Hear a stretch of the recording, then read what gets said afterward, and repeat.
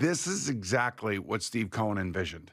He envisioned a Friday night, and a Friday night where, Francisco Lindor comes through with a bomb and they win the game and walk off a style. And this is why you pay a guy $765 million.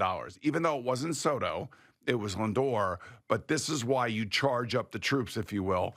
And the way that the Met fan acted this entire weekend, the way that they essentially sold out the building for 4 straight games, this is exactly what I think Steve Cohen envisioned. Now, we only need about 15 more of these. Well, yeah. A home series like this. It's only going to get better because, certain guys are waking up a little bit. Certain guys are coming through in the pinch a little bit. And I know that there's been some consternation and opinionated negativity towards Juan Soto. It's 25 games into the beginning of his career as a Met. I mean, my God. And he has had an influence, whether you'd want to believe it or not. But coming through yesterday was big for him. Yep. And I think that, the Yankees are just chugging along, except for one, bullpen meltdown again by Devin Williams. Everything is fine in both Yankee and Metland right now, and they're where they're supposed to be. And I think they're right where everybody expected them to be. Yeah, and a great weekend at Citi Field in April, no less. I mean, we're not talking about them in first place in August or September, and then everybody's all fired up about the team going into the playoffs. I mean, this is a April weekend. Like, that doesn't generally happen. School is still in session. It's an April weekend. It's a holiday weekend. The place was packed. So you're right. Those are all people that bought tickets in the offseason knowing that Juan Soto was going to be here. And so far, so good. But we do have the postseason here with the Knicks as well. And this was an ugly performance by them for 75, 80% of the game. I did not like the way that they played at all. I really didn't.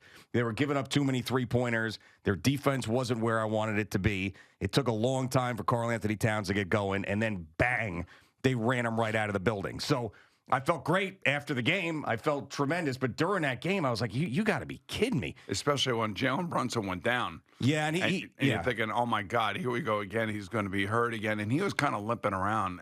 Once he went down, he was still limping around the rest of the game. Yeah, no, I know. And they're talking about it on the broadcast about how the strength in that ankle probably isn't quite there yet. And there's a lot of things with him, cutting and stopping on a dime that he's going to have to get that strength back. But yeah, I mean, it was a little bit scary to see that, but he still battled through it. And you had some unbelievable plays by him and some off-balance shots by Karl-Anthony Towns. OG Anunoby's offense really kept him in the game when the Pistons were trying to run away with it. But still, I mean, this isn't – we know the Celtics are one of the best three-point shooting teams in the league. The Pistons are a team that, they got Malik Beasley who hits a bunch of threes. Tim Hardaway was draining threes. Tobias Harris is draining threes. I'm like, guys, you're not going to go anywhere if you can't defend the three-pointer, for God's sake. That's exactly right. But I also know that Cameron Payne, I mean, he came out of nowhere, and he stepped up big, and he's got playoff experience. And, they were doing the right thing. They were feeding it to him, and he was shooting it. He's got that weird shot. Well, yeah, lefty, right? Yeah, I mean, he was on fire. I mean, and when you hit those shots, and again, to me, at least this was reminiscent of a little bit of the 90s basketball between these two teams. There was a lot of guys on the ground in this basketball game. Well, yeah, it was amazing to me how many guys were on the ground. Yeah, I know, and more so from a Pistons standpoint. I mean, they know if they're going to win this series, it's going to be because they just grind them down. And I mean, a guy like Jalen Duren, they look like he's chiseled out of stone at 22 years old. Yeah. He's just pushing people around. You're like, oh my goodness. And then Cade Cunningham, took him a while to really get going, but then in the second half, he looked more comfortable. But, if they would have lost that game with the way that it was trending there before the 21-0 run, I would have had serious concerns. But we always have that conversation, that classic sports talk conversation about a team that seems to be getting a little lazy in a regular season or is bored by a long year. Can they flip the switch? They flipped the switch. Well, I mean, against this team they did, because this team didn't shoot very well. And, again, you always talk about defending a three-pointer, and it's still something that they don't do very well. And let's face it, the Pistons in the fourth quarter couldn't hold on to the ball. I mean, and the 21-0 run was amazing. Because we've never seen that as a Knicks fan. No. I've never seen that as a Knicks fan. I've seen games where way back when, and for those of us who are older Knicks fans, do remember some of the most miraculous comebacks that a basketball team could ever have without the three-point shot. And that was when, Clyde Frazier always seemed, if we needed a three-point play, somehow he always got it. And that's kind of the way Jaylen Brunson plays. He knows how to initiate contact. They're complaining about it already. We're one game in, and the Pistons are already complaining about how he sells the fouls, which is what these playoffs are all about. This is you start writing the story of a playoff series, and we're one game in, and essentially the Pistons are complaining about the way that he sells the fouls. Yeah. But that's part of his game. That's part of who he is, and that's. Listen, I just think that OG Anunoby in the first half made it increasingly difficult on Cade Cunningham. Yeah, he was all over him. Yeah, OG was the best player on the floor for the first half. And it's not like he disappeared in the second half, but he was the guy in the first half. It was amazing.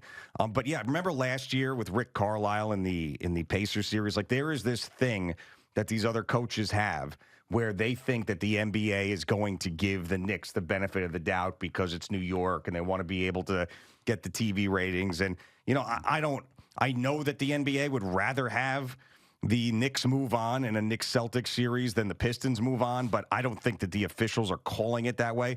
But J.B. Bickerstaff and both Rick Carlisle, the last two playoff series we've seen, these guys are doing the same thing. Take it from a guy who basically played, 10 out of his 13 years in small market cities. Yeah. And when we played a big market team, you just naturally feel that way. Like when the penalties come and the flags come at the most inopportune times, and you're sitting there going, what the F is going on here? You want the Giants to win. You want the Jets to win. Then I played for the Jets, and nothing like that ever. I never felt like we were getting the calls when I was playing for the Jets. As a matter of fact, I always thought the calls were going against us because I played for the Jets. So that mindset, I understand where the coaches are coming from and some of the players are coming from. They do have to say that, and they have to convince themselves in their locker room that they're dealing with just more than having to play basketball in their minds. I'm not saying it's right. I don't believe that that's the case. I'm on the same page as you are, but I will say that if I were the underdog, in this case, like the Pacers were last year, and they talked themselves into beating the Knicks because the Knicks ended up losing guy after guy after guy. If I'm the Pistons, I'm saying the same things. I'm trying to convince myself that I have to give more because I'm battling against more.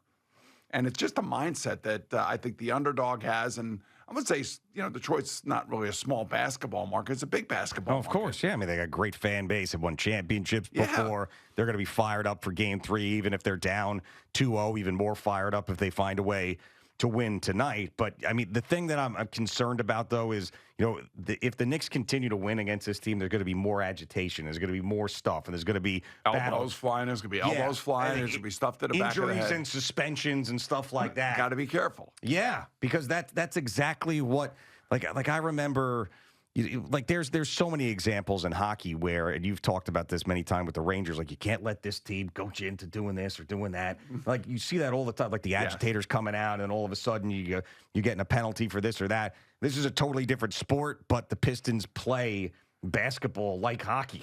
They're hitting people on every single time that they're out there. They're throwing elbows, hips, everything. And remember, from their perspective, their fan base wants them to play like this. Oh, yeah. Because their fan base has that love affair with the bad boys, just like we have our love affair with the 94, 96, 99 Knicks and the way that they played basketball with Patrick Ewing as the lead guy, for most of those except for 99. But the thing is that they're trying to live up to that history. And everybody, knows it. Everybody's openly talking about it. All the people, the analysts that are covering the league, that's all they harken back to the bad boys. Sure, and of Bill course. Laimbeer and everybody else. So this team wants to try to be that way. And the other team coming into this, whether we believe it or not, it doesn't matter. But the overall or overarching theory about the Knicks is that they're soft. Well, especially with Karl Anthony Towns. I mean, and that's frustrating from a Knicks fan perspective, and there's times where he'll hit a three and he barely just jumps up in the air and it's so smooth and perfect, and then he makes these acrobatic shots to keep him in the game. When he goes into the paint towards the basket authoritatively, and he's dribbling the ball, I'm like, you want to get in front of that? No, you don't, but he doesn't do it enough. And then defensively, he's just kind of like lumbering around. I don't know. He ended up having a pretty decent stat line by the end of it. It was shaping up to be pretty underwhelming at first, but I mean that whole soft thing comes from Karl Anthony Towns. Yeah, I know, and that's so. Mitchell Robinson played a few more minutes than he normally was. He's up to 18 now. He went with 9 guys. Tibbs went with 9 guys in rotation, so that was good. I just think that it was a dicey first half. Let's put it that way. What was that? I mean, it was a dicey 3.5 quarters is what it felt like. That 21-0 run where the Pistons couldn't hold on to the ball. They kept turning it over, bad passes. Chucking up shots. Chucking up bad shots. I mean, that's what a relentless defense can do to you. Yeah. I mean, and that's really the biggest point of that is that whole 21-0 run started because the Knicks were playing their best defense in the game. Out of all the celebrities there, yeah, like which celebrity had like the negativity, like, we're not going to win. We're not going to win. Because, that's the way celebrities are. John McEnroe. Nah, see, he's an ex-athlete. I don't see John McEnroe feeling that way. I see him screaming, ratchet up the intensity here, like in a final set of a major or something. Okay. Like I could see him throwing a racket and everything. Like I believe that he's got substance to him because he's been a champion. He knows what it takes, and he can sit there and he can feel it. I think like Michael Strahan's sitting there. Yeah. I don't think he is, for the faint of heart. I'm talking about the faint of heart celebrity because they kept showing him all over. Yeah. What about Susie Essman from Curb Your Enthusiasm? She was the wife of Jeff.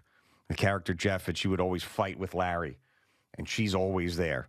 She's someone they showed her a couple times, didn't look happy. Spike Lee is always up and having a good time, and he's always seems like he's extra positive about stuff. So it's not him. I don't know who. I don't know. He's seen a lot of losing basketball close up. Nobody's been more close up than he has. Yeah, Do you think he annoys the other team? Of course he does. Yeah, he does, right? Yeah. I think he just, and I think the other team wants to come in and just like stick it in his face, let alone the Nick player's face. Without a doubt. I mean, it goes back all the way to Reggie Miller and him. I mean, come on, this is like, this is what it is. And Spike Lee, he's a legitimate Knicks fan. He's a Fugazi fan and everything else, where he'll just show up when a team is playing well. Yankees, Mets, St. John's, Giants, Jets, and all of a sudden he's there. But he is a dyed-in-the-wool Knicks fan. There's no two ways about that. What do you think about Ben Stiller? No, he's super positive. Super positive. I mean, do you think, like, in the middle of that third quarter, when it didn't feel like the Knicks were going to be able to, win the game? I think he was. But if you look, his stuff always pops up on my For You. I don't follow him, but I know. When talks about the Knicks. Yeah, when he puts up Knicks stuff, he's like fanboy. Right, he's right. 100% fanboy. I get that. Which is good. He's positive. But do you think that down deep he's thinking, oh, man, we're going to lose this game? No, I don't think so. I think that, those celebrities that are there have a much more positive outlook than the guys like us who have dealt with negativity throughout the years here in New York sports and have to talk to the fans about it day in and day out. I think that guys like Ben Stiller are just so much more positive because they don't have to deal with that. They're not thinking about Monday morning like I was going, oh, my God, the Knicks fan is going to be screaming at us after this loss. It definitely impacts us in a completely different way. I mean, I was getting annoyed by them and their play at that point, and I was also getting annoyed thinking about this morning, saying, like, I can't – it's going to be tough to defend the team if they end up losing this game. I kind of feel the same way, and I kind of feel like it was a little bit selfish of us, I think. Yeah, definitely. It's always, but we're selfish people when it comes to those things. We want what's good for the show. How does it impact our life? Well, yeah, in our show. Yeah, that's really what it is. And that's okay to be selfish in those situations. That's a lot of baggage you got to carry around. It definitely is. It is baggage. Like, people don't realize how much baggage there is. We're carrying a ton of baggage.